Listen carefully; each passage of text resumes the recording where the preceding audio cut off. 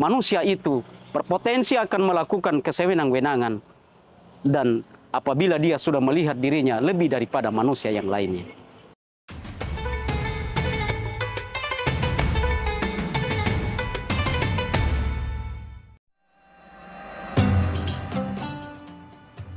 Assalamualaikum warahmatullahi wabarakatuh. Bismillahirrahmanirrahim. Dalam surah Al-Alaq, Allah Subhanahu wa Ta'ala mengawali dengan perintah membaca. Setelah itu dilanjutkan dengan informasi tentang proses penciptaan manusia. Dan kemudian dilanjutkan dengan peringatan dari Allah Subhanahu wa Ta'ala. Kalla innal insana la yatgha ar-ra'ahu istaghna. Katakanlah, menurut ulama tafsir, ini bermakna peringatan yang besar. Pahamilah, camkanlah, innal insana la yatgha. Sesungguhnya manusia itu berpotensi untuk melakukan perbuatan sewenang-wenang. Ar-ra'ahu istaghna. Apabila dia melihat dirinya sudah lebih hebat, lebih daripada manusia yang lainnya. Apabila dia melihat dirinya tidak membutuhkan manusia yang lainnya.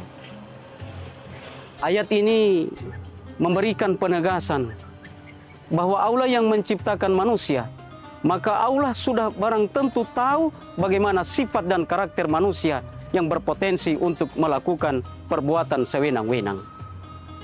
Pertanyaannya adalah, apa itu togoh? Togoh itu berarti sesuatu yang melebihi dari kapasitas yang seharusnya, atau sesuatu yang melampaui batas.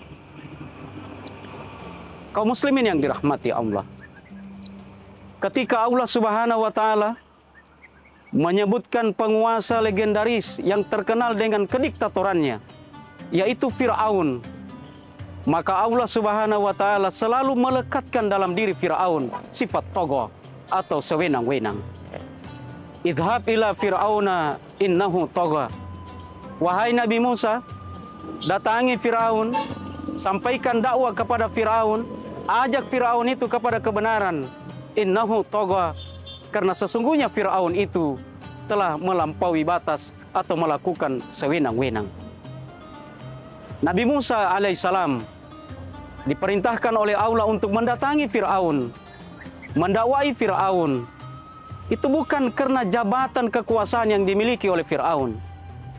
Jabatan kekuasaan bukan sesuatu yang haram. Jadi sekali lagi, kekuasaan itu bukan sesuatu yang haram. Bahkan kekuasaan itu harus kita miliki apabila dalam rangka untuk menegakkan kebenaran. Jadi Nabi Musa alaihissalam diperintahkan oleh Allah untuk mendakwai Fir'aun, mengajak Fir'aun kepada jalan kebenaran, karena Fir'aun telah melakukan perbuatan sewenang-wenang. Dan ketika Nabi Musa mengajak Fir'aun kepada jalan kebenaran untuk tidak melakukan perbuatan sewenang-wenang, bukannya dia mengikuti perintah Nabi Musa alaihissalam, tapi justru dengan kesewenang-wenangannya Fir'aun berkata, Ana Rabbakumul A'la, saya adalah Tuhan di atas Tuhan. Kenapa Fir'aun melakukan kesewenang-wenangan? Karena Fir'aun merasa dirinya lebih daripada manusia yang lainnya. Karena Fir'aun sudah merasa tidak membutuhkan manusia yang lainnya. Fir'aun menguasai perbendaharaan negara. Fir'aun menguasai aset negara. Fir'aun menguasai militer. Fir'aun menguasai kekayaan negara, sehingga dia merasa tidak memerlukan manusia yang lainnya, dan ini berpotensi untuk melakukan kesewenang-wenangan. Makanya Allah memberikan peringatan, Kalla innal insana la yatgha ar-ra'ahu istaghna.